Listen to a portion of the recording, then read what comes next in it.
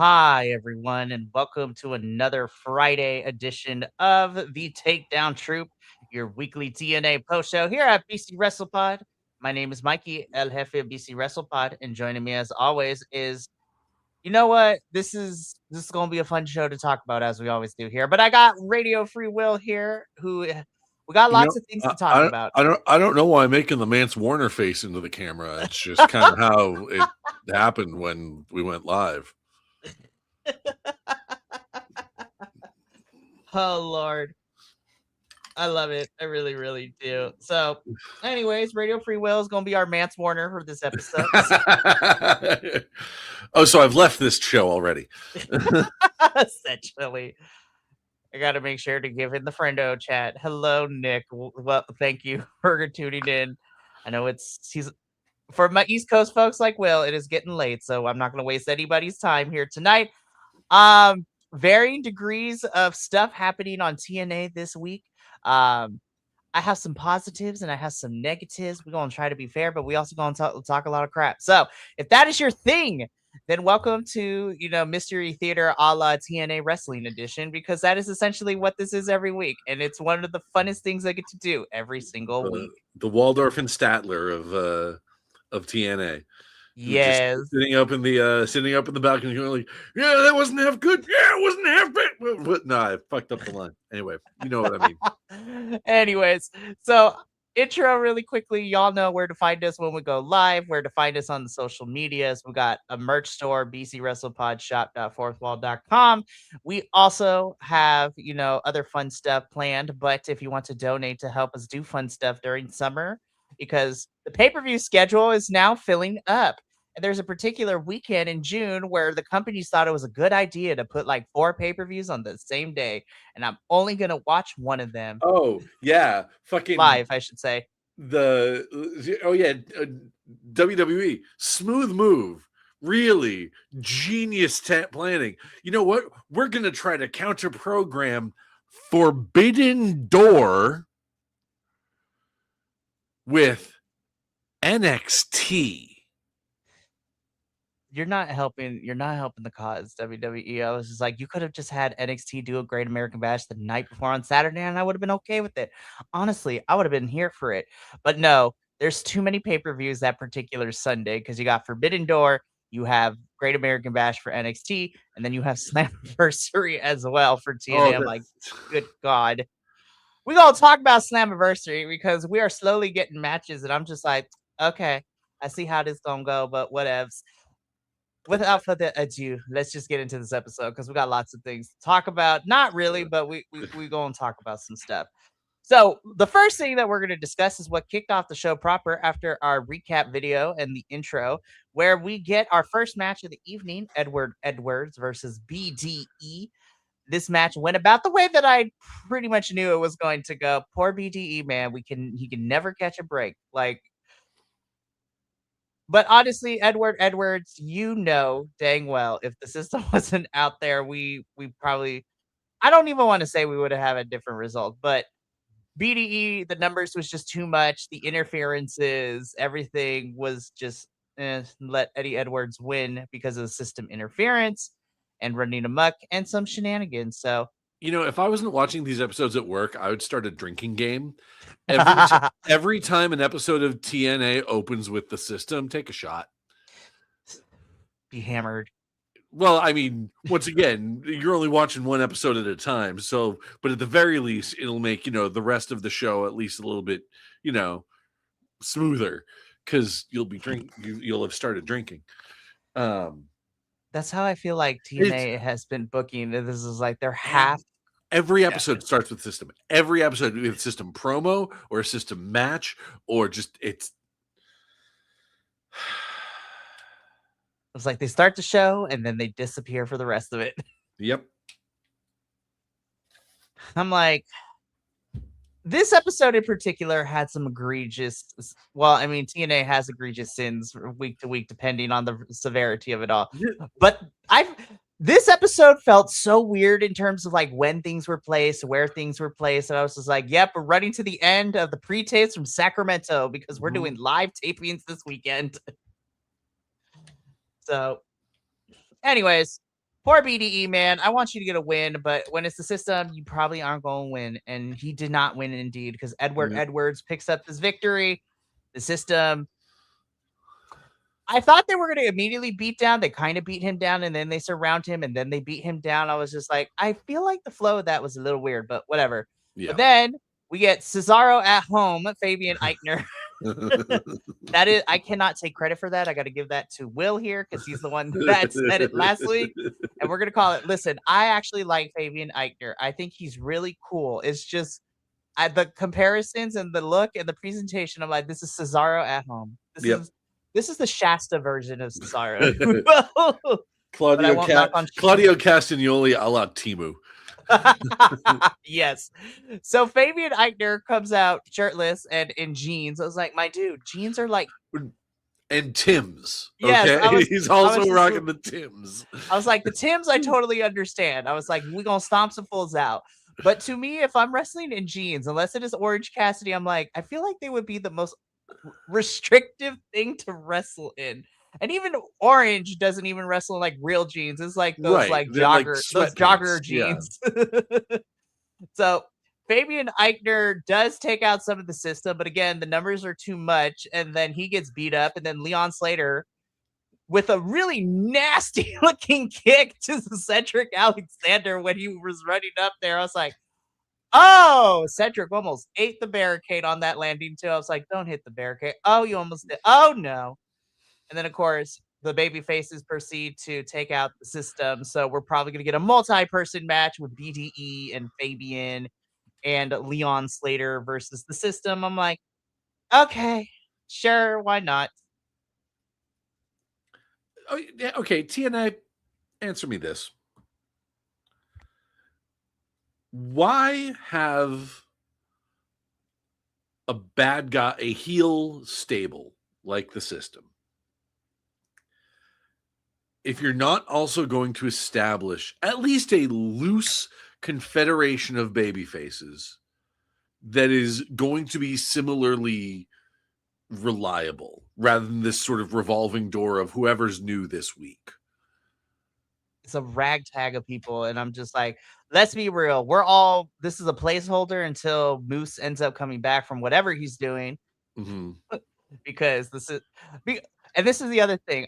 TNA, like, continuity does not exist with y'all, because like last we saw Moose, he was attacked backstage, and we're like, they did at first they're like, oh my gosh, who attacked Moose? And then like casually they just drop, oh yeah, the system attacked Moose like a couple weeks ago. I'm like, thanks for the intrigue, you guys, but whatever. Who could it have been? I mean, really, such a mystery. We all knew this mystery was already solved. We already knew it was the system, but damn, like no follow-up, no nothing. It was just like casually dropped it. I'm like, okay, that's fine. And yeah, so yeah. So Edwards beats BDE, baby faces, standing tall at the end of this. We're probably gonna get us 3-on-3 trios match. So I'm like, okay, sure, fine, cool, whatever. Moving on. These promos going, I was mad because I was just like, you know what? I am going to suspend my disbelief. I am going to be sports entertained. These promos are building up to our main event tonight, which is, the Wicked Garden match between the Hardys and the Righteous. And these are promos that built it up. So I was like, all right, boys, we'll see how it turns out into the main event. Spoiler alert, mixed results. And we'll get into that when we get there. I Googled it today while I was watching this. The Righteous have only been here for 6 months. Yep. It feels like it's been so much longer. Yes. And that should tell you how long this feud with the Hardys has been going on. Exactly. And it's like, it feels like it's been so much longer because they've just been against the Hardys. And it's like, there's like other people have been able to sort of like switch around and like have other opponents and have other feuds and stuff like that. But no, these guys, it's just the Righteous and the Hardys. And it's, again, we'll get into it when we get to the main event, but I was just like, and it's not over yet, but I wish it was. Yeah. Anyways, we'll come back to you boys when we get to the main event, because right now AJ Francis drops his newest single, or at least I actually really like this. I like this segment too. This was pretty good. AJ Francis, he comes out, he's promoting his new single. He unveils the artwork in which he, stole some things from Elijah's from not Elijah, from yeah, Elijah, sorry. Well, and let's be fair, he did not steal them. He legally procured them. He did behind Elijah's back, but yeah. it's So he procured some of Elijah's wardrobe for the photo shoot of his single cover, begins to, perform said single, and then Elijah comes out and it's like, what are we doing, bro? And also, there was a part of me that's sitting here going like, I heard my guitar. It's like, dude, you cannot copyright an E chord. Okay. I don't know what chord that was, but like, you cannot copyright a chord. Okay. We have seen how many people have tried and failed miserably and entertainingly, I might add, for some folks.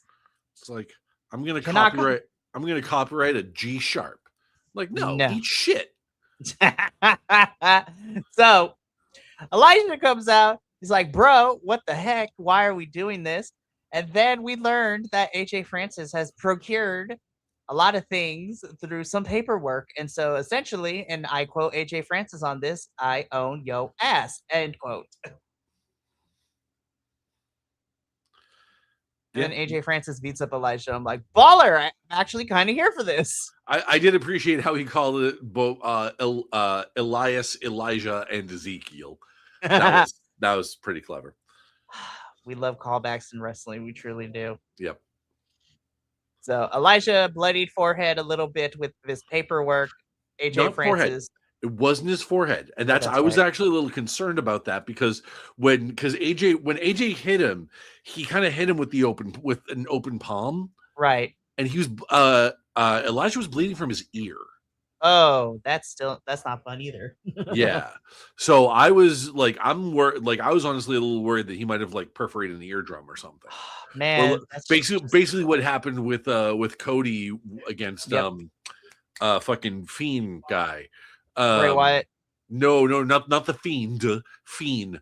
The rapper guy. Travis Scott. Thank you, Travis Scott. Like when you work with middle schoolers and elementary students, you got to keep up with the pop culture, unfortunately. But yes, I'm an old. I know it. It's okay. We all. I am Unk. You are cool. Unk, but you are BC Wrestle Pod's Unk, okay? And you're cool. Ish. No, I love. No. I have never been cool, and I'm not about to start now. You spill things on the floor. Love that. Oh no, it was empty. It's not spilled. We're good. True. Like no liquids have touched any of this electrical equipment. I have never been cool, and I'm not starting now. Never change. Never change. Anyways, so I'm actually kind of here for this feud with AJ and Elijah. Yeah. If I was like, this is an interesting way. I'm gonna be sports entertained, and sometimes it's all you need in wrestling. Big dudes versus big dudes. Bunch of big meaty men slapping meat.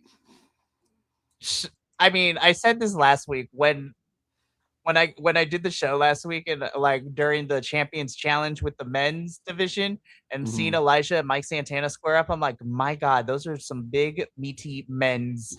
That is some tall ass mofos. It is insane. All right, let's keep this going though, because we still got a bunch to talk about. This happened. Darius is like, Indy, I just want you to know that I had nothing with you, signing your contract with this faux training session that we were getting before their match. I was just like, this was a thing that happened. It felt very weird to place this here, but whatever. Yeah, this was like, oh, lore drop. All right. Sure. Thank you. Goodbye. Moving on. Like, honestly, it was like, what, maybe 45 seconds at least, minute, maybe? It was crazy. I was just like, okay, this was a weird place to put it, but whatever. We had to put it in here somewhere. So I am torn. Uh-huh. Because I feel like I know what this is building towards. I feel like this is building towards a potential romance angle between Indy Hartwell and Santino Marella Oh my God. for the Please. express purpose of grossing out Ariana Grayson Stacks.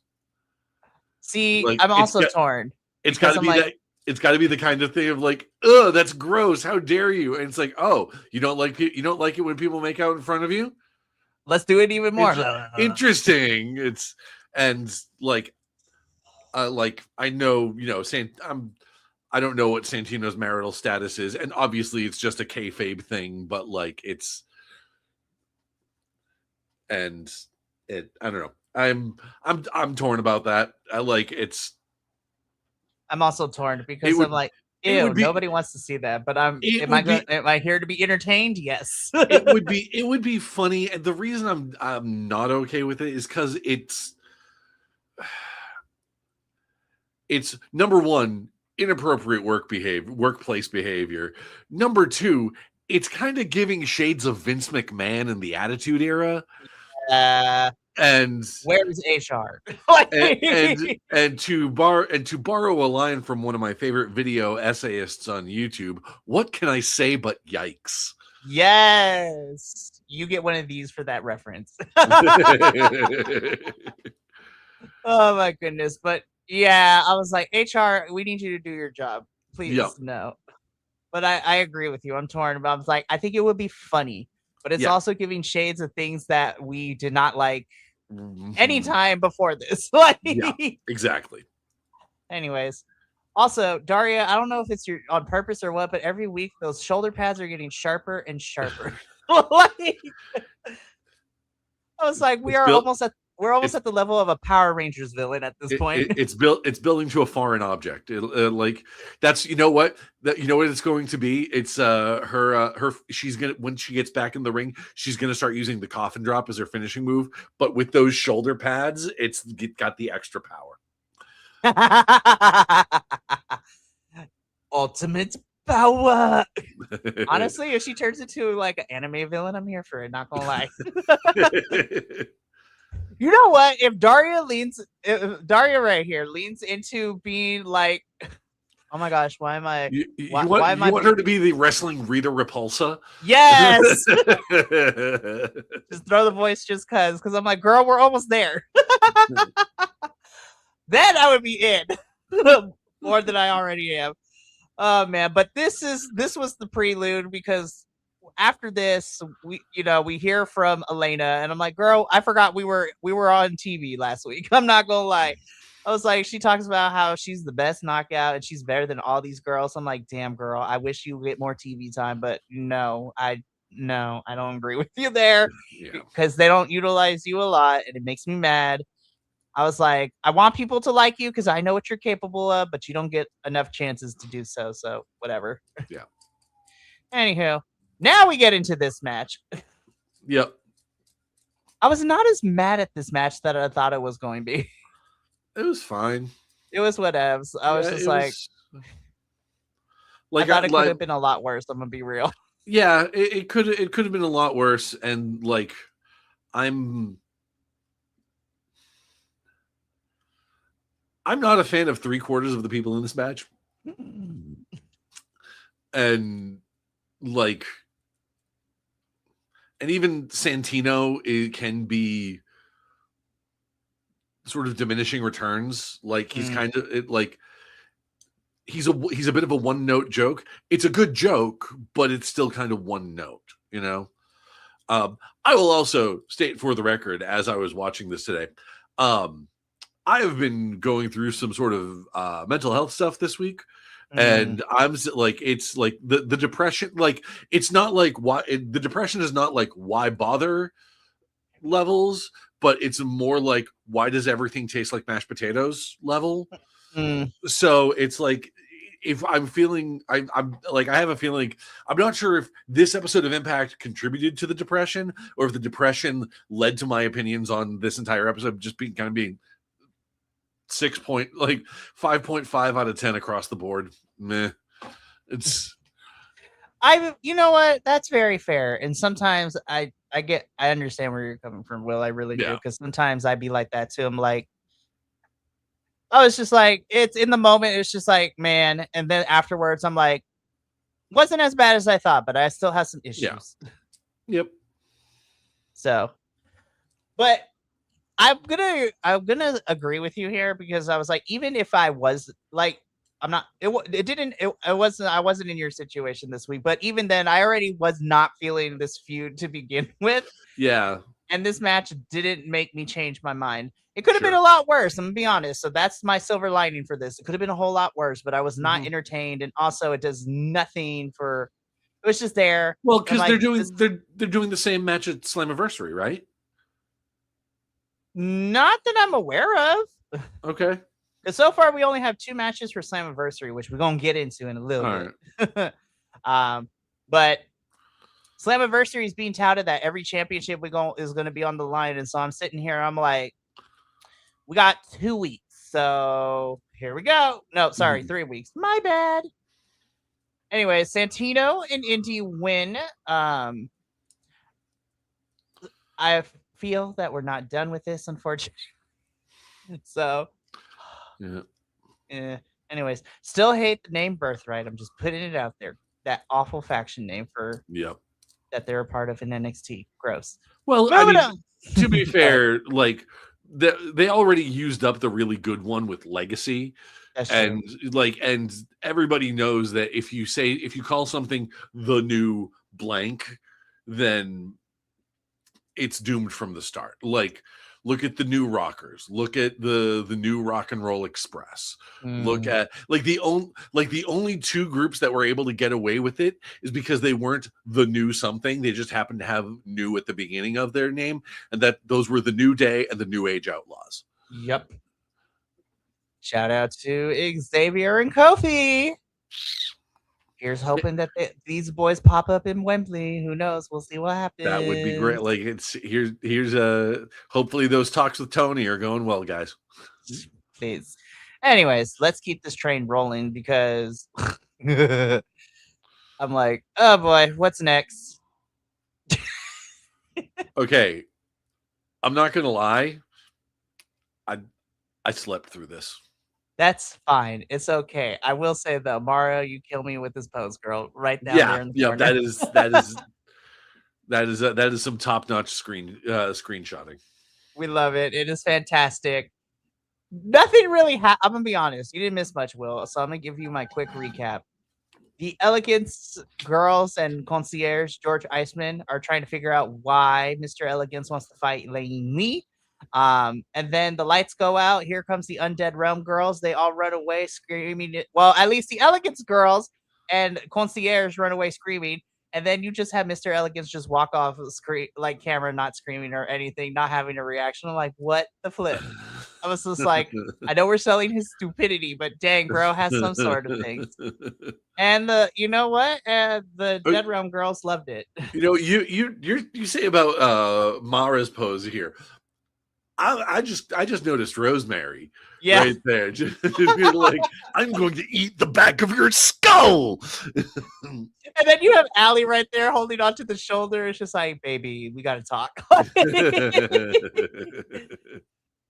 I love the Undead Realm girls. I want them to start doing something more with them because, like, we had that really cool saga in the Undead Realm, and then they fought the Diamond Collective, and now they're kind of just appearing and literally doing pranked, but TNA's version of it essentially right now. So anywho, we shall see what is in store for all of this. Hopefully the Elegance Brand girls will start a feud with the Undead Realm girls. That's what I want. I think I wonder if they're like with this, I think the feud has started, you know. That's fair. I'm also wondering, like, if there's anything going on with Ash, because I haven't heard anything about her, you know, being out or whatever. So so maybe I don't know if they're waiting for her to be okay and cleared again to start doing stuff like trios, but who knows? We'll see. Yep. Anyways, after this little backstage segment, we get into I slept through this too. This like okay, I'm not gonna lie. I dozed off in the middle of that promo with the Elegance Brand, and I woke up to Zaya Brookside talking shit. Oh, okay. So I'm gonna be honest. You slept through probably the worst parts of the episode. Okay, cool. So I'm gonna be honest. Now I was like, okay, Eric, you've been entertaining me and Will here, like with the Steve Macklin stuff. Like that was Yep. hilarious. Also, that clip did really well, and other people thought it was funny as well. Which But clip? Which one? the one where we were talking about 2 weeks ago with Macklin and Eric Young in the background, where he was just like strong jawing it, and it's just like I don't. The best part of the whole clip, people are like, "Yes," it's just like when we were talking about, do we think this feud is going to be good? We don't know. Are we going to be sports entertained? Yes. Oh my goodness! So I say and bring that all up because I was like, okay, more crazy Eric Young. You know what? I'm kind of vibing with it. Like we haven't gone back to what he originally was doing. This is cool. And then in 2 minutes, they immediately destroyed any goodwill and faith had in it because he's like, guys, this TNA locker room, we need to clean it out. The cleanse is coming. I'm like, God damn it. Why stop using that word? You cannot use the cleanse. That is not, in the words of Mean Girls, that's what that rope was about. We should all step Caesar. Like, what are we doing? We just took like 18,000 steps back. I was rocking with you, Eric. And then we're back to this, you're back on your bullshit. And I was like, no, why? Which then prompts Mike Santana to come out. And you know what, Mike? Dude, I feel for you.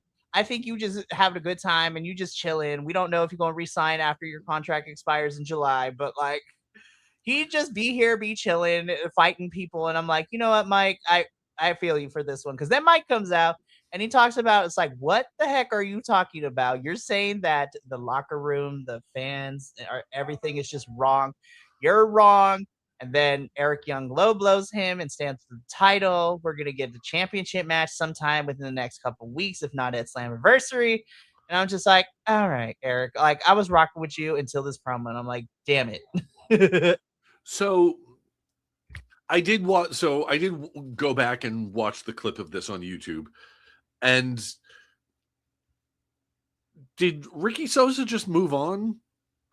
Because he calls out saying like Ricky Sosa, flash in the pan. EC3 wanted his crown and it's gone. It's like, wait, so did they just did TNA lose more talent again? I don't know about EC3. I don't know if that was just like a one-time thing or if they're trying to find some stuff. Ricky Sosa is a different problem entirely because it is the same thing that plagued Leon Slater and Danny Luna at the beginning of this year, visa issues. And I'm like, gosh, darn it, TNA. We talked about this, but then again, you learned nothing. You have learned nothing, but I will give them a little bit of, I don't want to say leeway. I'm going to give them a little bit of grace because given the state of the country as it is now, and you know what, it's a lot harder to get, international, especially work visas and visas in general for people around the world to come into this country. And to my friends that want to come here, I am so sorry. To my friends that want to come here, don't. Yeah, no, we give it a couple of years. Give it a couple of years because, unless you have no other choice, but then I'll be like, okay, it's still bad, but at least some of us will support you because we love you. Unless you have a particular, mission that we will not condone in Washington, D.C. or something like that. I mean, we're not that we would condone such a thing ever, but like, wink, wink, nudge, nudge. Did you ever see that? Did you ever see that Whitest Kids You Know sketch? You know the one I'm talking about. Yep. It's totally illegal to say. So it's like, yeah, exactly. So I was just like, Eric, I was rocking with you. And then all that nonsense came back up. And so Eric Young and Mike Santana is where we're heading. And I was like, the match should be fun because at least I know both of them could go in the ring. But I'm like, all right, well. Yeah. It's ease what it is, as the kids say. So much for entertaining Eric Young. Now we're back to just sort of back on my BS, Eric Young. Bland, crazy, vaguely racist Eric Young. I was like, dang it, Eric. Dang it. This is why we can have nothing nice in TNA specifically. Darn you. Now, if you come back being crazy with the tinfoil hat, then I'll be back with you. I'm not gonna lie. Absolutely. I feel so bad because I was like, it's not that hard. Just don't talk about the cleanse and go back to being crazy with like you did with Macklin, and then I'm back on board. Like hell, with Macklin, with EC3, like the thing with EC3, like that was genuinely entertaining because you both of you guys just went batshit nuts at each other in like the best way possible too. Like, anyways. So again, Mike Santana and Eric Young is the collision course we're setting on. Because for those of you who forgot, Eric Young won a battle royale to fight Mike Santana for the title, and we kind of forgot about it for a couple of weeks until now. So whether that's at Slammiversary or if we're going to get it sometime soon, who knows? We'll keep you posted as these episodes get closer to Slammiversary. But we move on from Eric Young and Mike Santana to backstage segment. Tasha, girl, I need you to run. Like, this is getting crazy. And I was like, damn it, man. We're back to Tasha being the scapegoat again for like the 18th time since this faction's inception. I was like, damn, man, why we gotta blame Tasha for everything? This is ridiculous. But by the way, this promo was Ollie firing back and, you know, talking down to Casey Navarro, who Casey pinned in the men's champion challenge. And Casey Navarro earned a TNA International Championship shot. And yeah, Ali talks down to Casey, and then he tells, you know, without mentioning her name, it's just like, we're only in this predicament because somebody didn't stick with the plan. And everyone left, and Tasha's just like, I'm over this shit. She's like, I'm over it. I'm like, girl, run.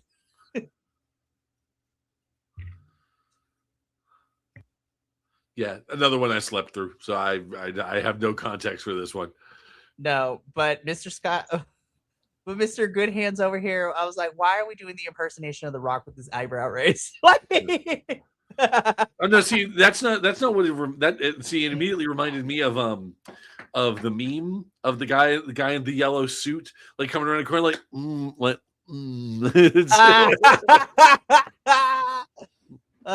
we have fun on this show. But we are getting Mustafa Ali and Casey Navarro for the TNA International Championship. And I'm like, you know what? I'm actually here for this. It should be a pretty good match. You know, Special Agent Zero is pretty lucky. He only has to do half the job of a wrestler. He just has to show and do like the wrestling thing. Doesn't have to cut promos. No, I don't think that's that's got to be a pretty sweet gig in a wrestling career. Like everybody else, like you got to be on your game, like as far as athleticism and charisma and like getting over the audience. No, Special Agent Zero is like just like.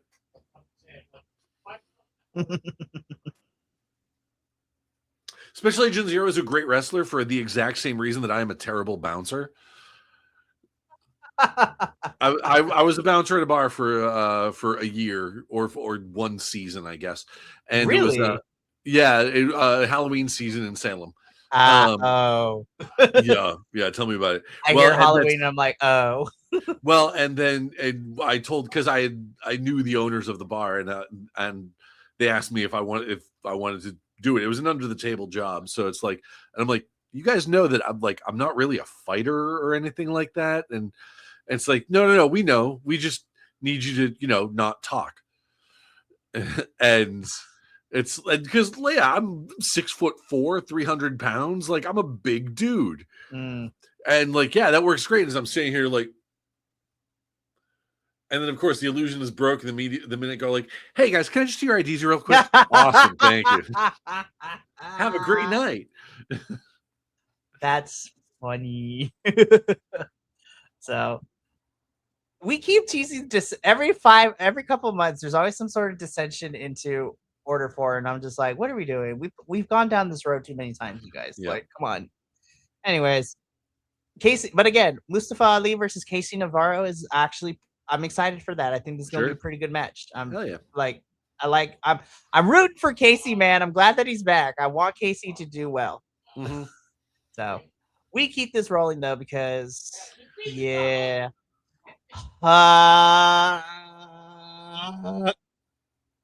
is my notes for this. Like I said, I woke up to Zaya Brookside talking shit. So it's God. This was the worst part of the show. I just like, Carlos Silva, I need you to stay in the cuck chair, as Steve Macklin called it, and just like, what I was just like, what the fuck was this? I was just like, what are we doing? I don't understand. And yeah, this, you know what? This match gets this noise for me. This is our weekly thing now. You get the large boo because this was hot garbage. I was just like, you gonna have Mr. Elegance beat your knockouts champion? What the fuck? That is what the fuck worthy. That is exactly. I don't. Yeah, Elegance brand gets kicked out for running interference. Zaya Brookside causes a distraction. Mr. Elegance wins. In other words, the Elegance brand is kicked out for interference. In other news, water is wet. Yes, and the sun is warm. So this was whack. I hated this. Zaya gets into the ring on the microphone, and you woke up to her talking massive amounts of shit. Yep. And I was like, girl, I love you, but I can't take you seriously. Like, I love you, but I can't take you seriously as a heel. But the important thing that did come out of her mouth is that we have this match set for Slammiversary. Cool. I was like, you know what? We're trying. I don't listen. I'm not here to root against people because you know what? They can pleasantly surprise me. Yeah, but it's like when matches like this, like we need to make a big announcement that this match is happening. Like, okay, yeah, and there's dirt on the ground. We already knew this match. We knew this was coming. Yeah, well, especially after last week because Zaya was the one who won the Knockouts Champion Challenge by pinning Lei Lee, so we knew that match was coming. But it's interesting that they announced this for Slammiversary, which means I smell a stunt between Eric Young and Mike Santana. Like, they didn't announce that for Slammiversary yet, so I'm like, I smell a stunt. Please let the stunt be Nick Nemeth cashing in his fucking trophy. Seriously. So that we can just finally, like, he's like, nope, boop, it's triple threat now. That would be, I'm not gonna lie, that'd be fantastic. That'd be great. So I said this earlier. There are 2 matches so far announced for Slammiversary. We have this one, and then we have Ultimate X coming back, and we have 2 out of the 4 participants already announced. No qualifiers, no nothing. And so far, of course, Cedric Alexander will be in it as he is the champion for the X Division Championship, and then the other person already announced is the former X Division champion Leon Slater, and we got 4 more people. So I'm like, I'm looking at this roster. I'm like, we're probably going to need to pull some people from other places probably. Yep. But I'm like, where? I was like, the only other names I could see, I was like, okay, put Casey in that match because I think that'd be great. Well, and then if he's not if he's still not Casey, not if he's still feuding with Ali, that's true. Potentially returning Myron Reed. Oh my god, or Trey Miguel, yeah. Trey Miguel, yeah. Sorry, I was like, Myron, the other rascal. Yeah. So Trey, oh my gosh, Trey would be great if he's ready to go. Mm-hmm. You know what? Give BDE a shot, depending on what happens with this whole system thing. Why? So we can lose again? I mean, it's true. We're gonna have 1 winner and 5 losers in this match. So yeah, that's true. Who the hell else? And technically, nobody gets pinned in Ultimate X. So let's see who else. Like, yeah, because it's system adjacent. No. I know who else they're gonna put in there. Who? Ryan. Oh. Yeah. Anyways. And no. Oh God. No. Oh no, please not that. Anything but that. I'm scared to ask you what you thought about, but I'm gonna ask you because it makes good content. What? They put Ryan Nemeth in Ultimate X, and he wins the X Division title. Oh no! Nick Nemeth cashes in his Call Your Shot, and he wins the world title. Oh no! In the words of a telenovela, ¿por qué? I thought it was bad when they were teasing at the system winning so much gold. No, that's worse. That's worse. See, now you put it out in the universe, and now that it's a possibility, and I'm mad at you. Yeah. I know. I fucked up. I'm gonna say I'm mad at you because I don't hate you. I'm mad at you though. I'll get over it though in the next 5 seconds. All right, main event time. Yeah, time to crack this pig. So, okay, I want to start off with this because I went back and forth with it because I was just like, am I going to be more positive? Am I going to be more negative, or am I going to go down the middle? I'm going to go probably more down the middle, lean towards like this was kind of crap, but for different reasons. So, main event is the Wicked Garden match, which sees the Righteous take on the Broken Hardys, is what we came to learn in the entrance of this match. I want to say that I want to start off with the positives because I think the concept and the visual presentation of the match itself is wicked cool. I've never seen it before. I love that it's barbed wire covered in floral arrangements, and we have like barbed wire, like garden fencing in the corners too, which I was like, listen, this is a really cool concept. Yeah. And even the light fixtures and everything was cool. And that is where the positive stops because I don't think the Hardys were the correct people to fight this match against the Righteous. That is my biggest issue with this match. When I saw like Wicked, they didn't let us know what a Wicked Garden match was, and as I was watching them sort of like put the barbed wire and the floral arrangements around the ropes, I'm like, okay, it's a barbed wire match. I'm here for this.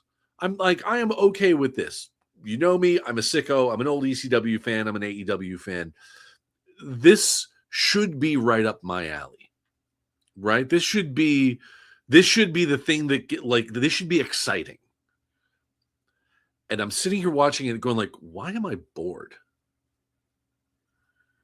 And I think it has to do, I don't think it has to do with the Righteous, because obviously they're AEW alumni. And so they've been in the locker room with the sickos. I don't think it's fully on the shoulders of the Hardys. I think this is the kind of match where you need people that are going to be able to really bring the dynamism. If that's the word I'm looking, I'm not sure that's the right word, but like you need people that can really have those dynamic moments, those really the big spots, the over the top stuff. This is, if they had presented this in AEW and had this match against like, I don't know, Private Party, or against like who else, or hell, if they had this against the Rascals, like, I could see this being a really good, really big, bold, dynamic match. The Hardys are not that anymore. No. They're the OGs of that. Don't get me wrong. But this much farther into their career, in their 50s? Yeah.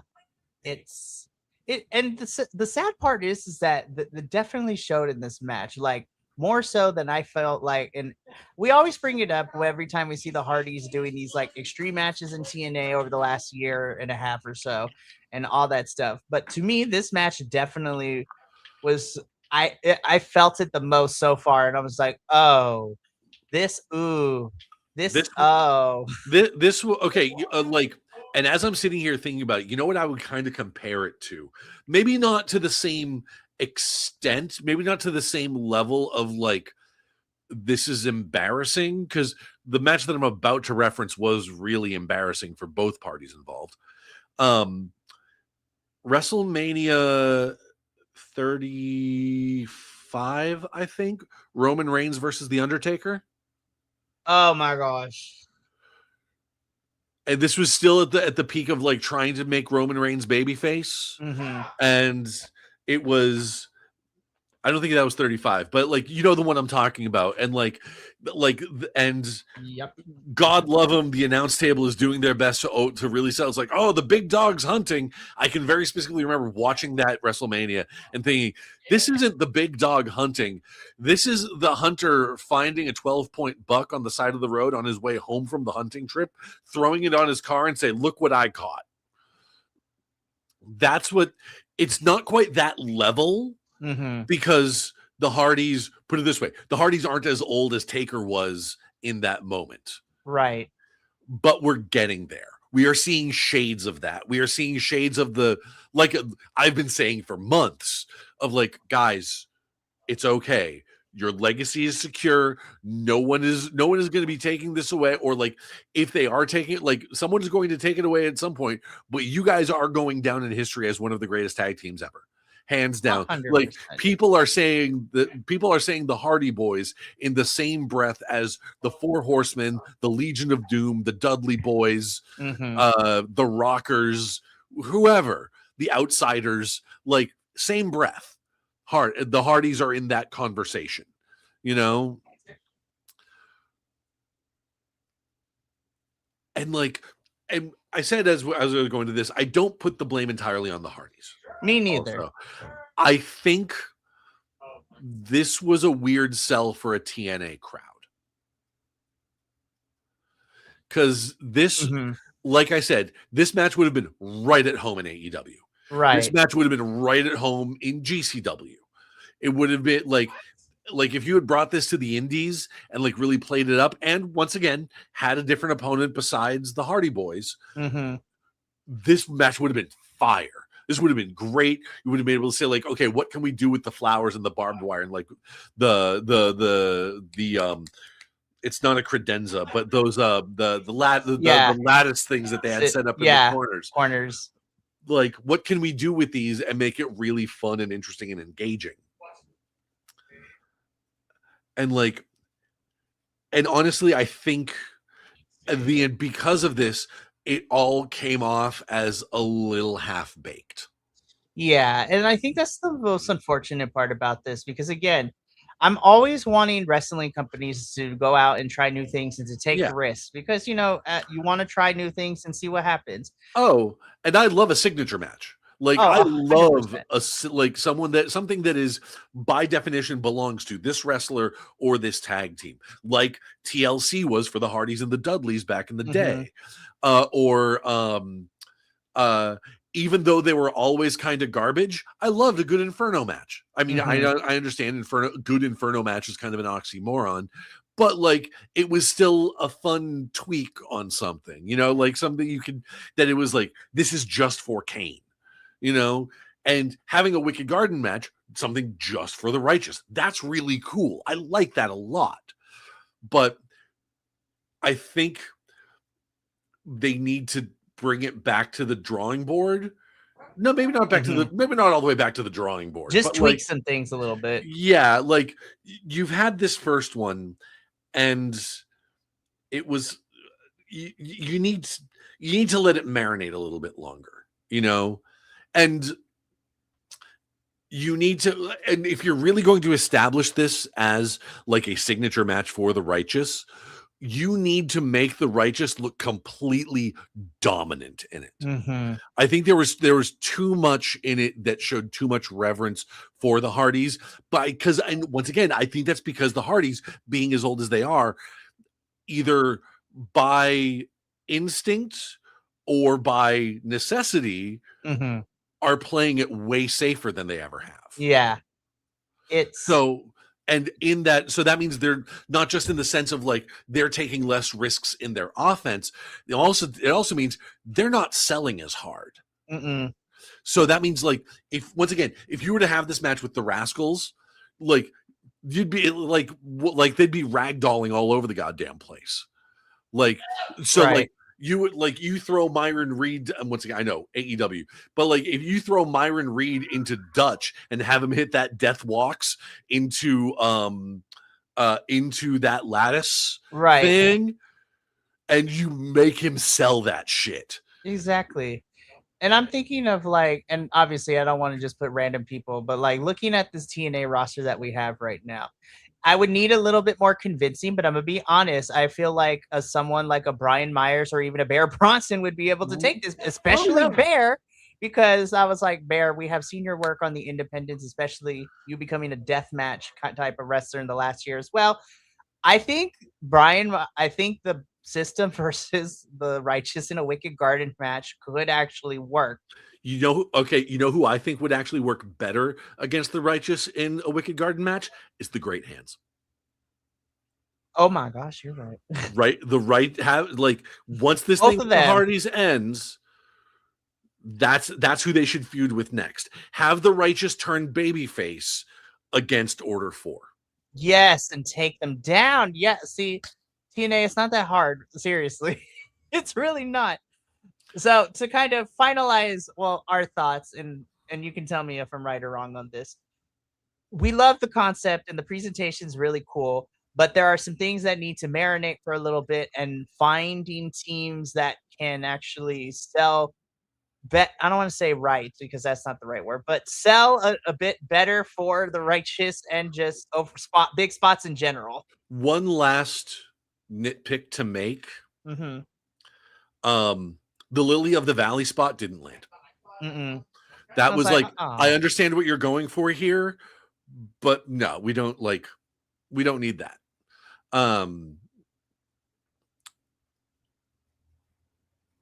And this is as someone who, in his more idle moments, has thought about like trying to like incorporate kind of like different unique items into hardcore no disqualification matches.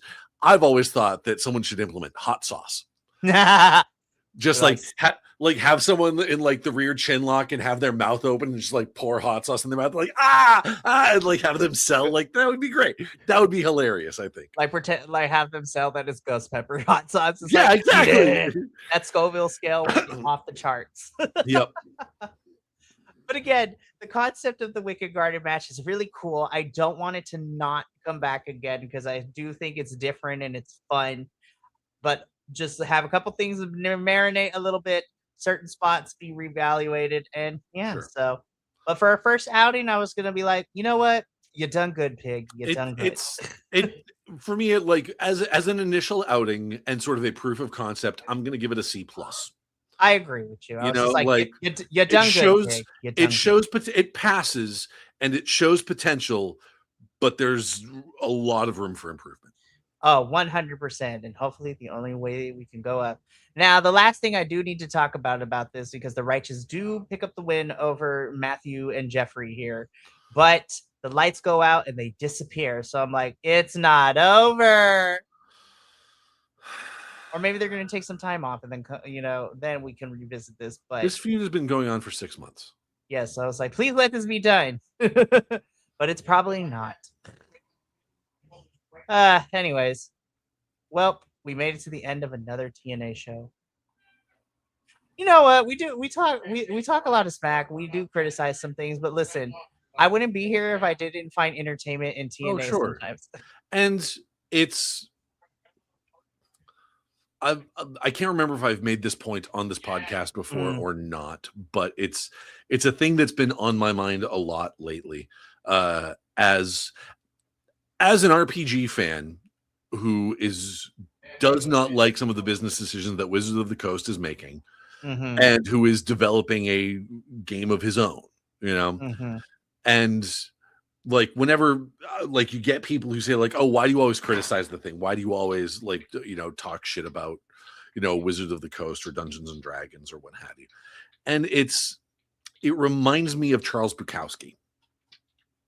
If you're not familiar, Charles Bukowski, poet from the 70s, or most prolific in the 70s. I think he died in like the early to mid 90s, something like that.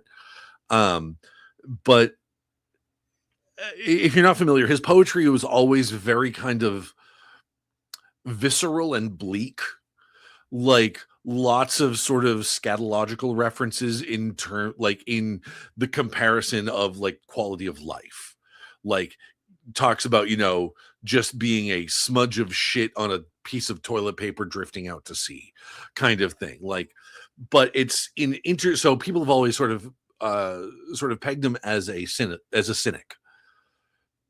But that wasn't true. He wasn't a cynic. He even said in interviews like, no, I don't consider myself a cynic, because cynicism, that's a loser's game.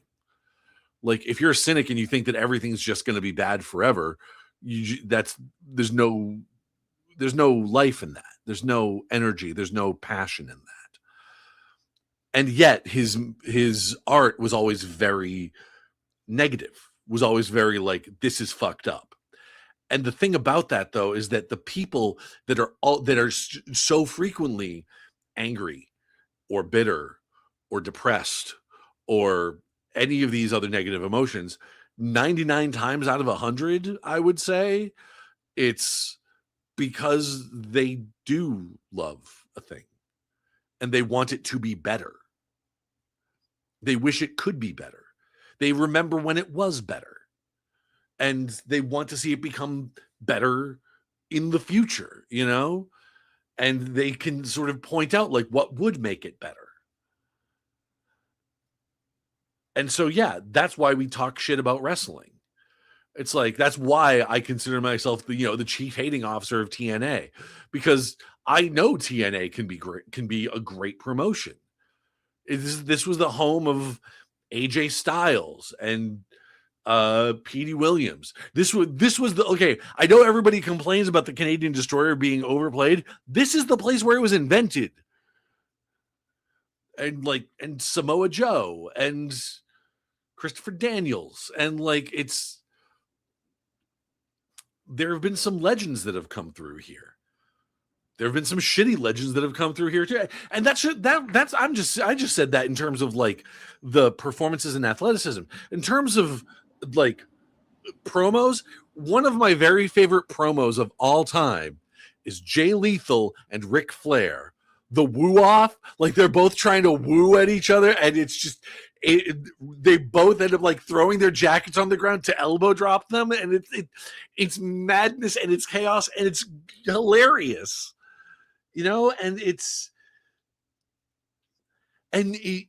there are elements in TNA that make you wonder, like why can't more of it be like this? Like we've said, like Eric Young going full tinfoil hat.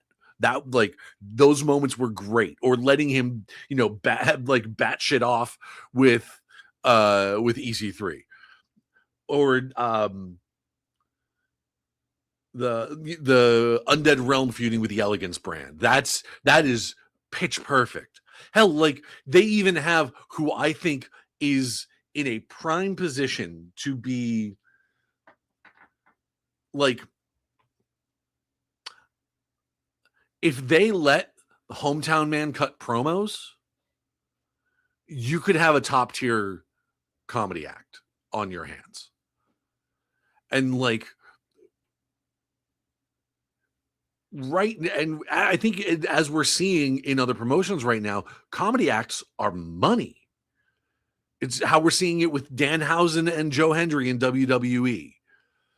We're seeing we've been seeing it with Orange Cassidy in AEW, and honestly, I've had debates with people as to whether or not this is actually supposed to be a comedy gimmick, but I love the fact that they have taken Leo Rush's Blackheart gimmick and turned him into this weird little wrestling golem.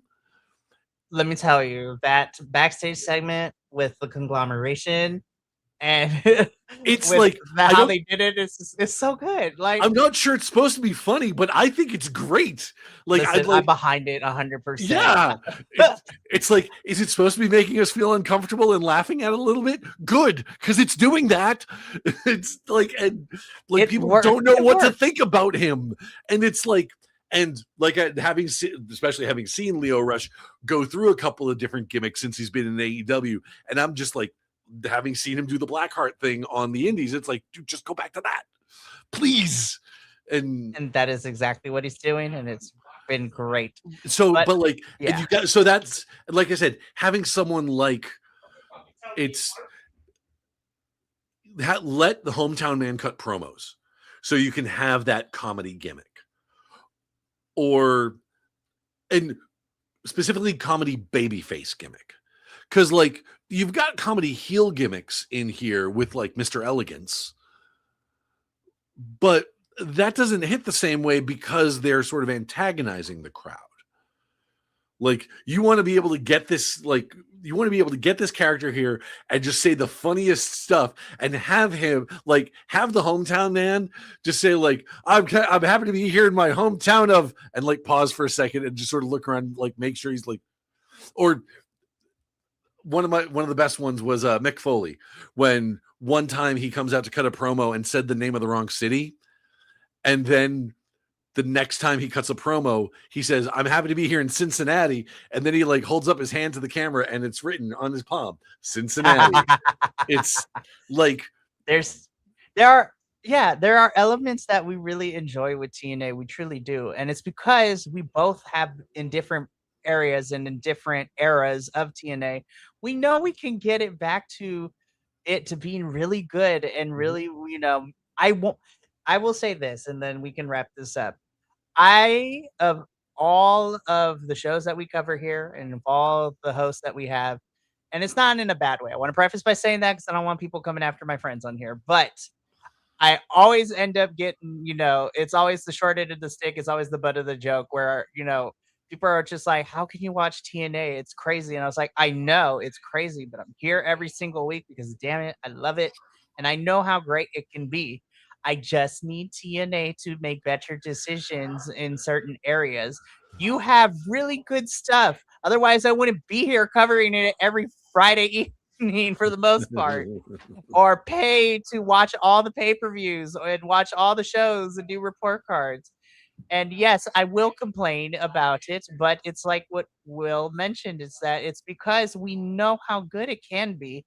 It just needs to find its way back there. And I will never stop watching TNA. Well, I mean, I can't say that now and knock on wood, but I'm here for the long haul and I know TNA can do it. I just need them to get it together in certain areas. Yep. But that, I think with that has been our TED Talk for the evening. And that wraps up our TNA post show. But yeah, I mean this in the truest sincerity, Will. Like, I know, like you said, we have fun, talk a lot of crap.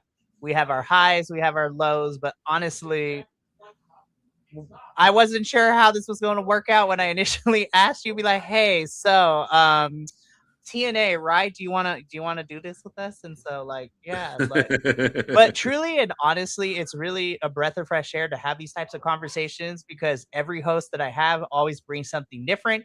And I love having this types of conversation with you, especially when it comes to our, you know, our TNA locker room and just the optics and everything. You, my friend, are a true delight, and I enjoy having you here every Friday with me. I do what I can.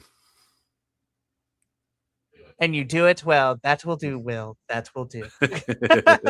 And on that note, before it gets too overly saturated with sappiness, we got to get up on out of here. This is a bit of a short week for BC Wrestle Pod as things are coming to a close in terms of my work life for the academic school year.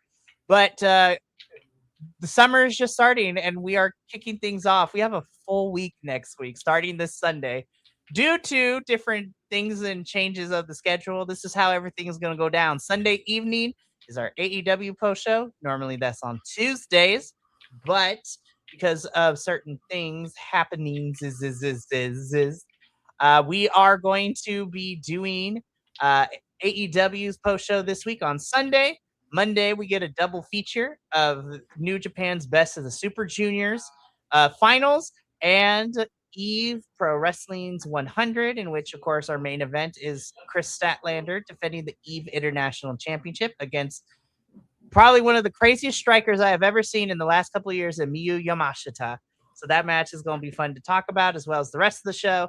Tuesday, we are debuting our AAA post show, as we will be talking about Noches de Grandes, which is going to be a lot of fun to talk about. So then on Wednesday, back to our regular schedule, NXT, CMLL. Thursday is Mystery Wrestling 26, as well as Progress Chapter 195, Wonder Brawl 2. and then we'll be back here Friday with another TNA post show. So summer's coming in hot, y'all, and it's gonna be great.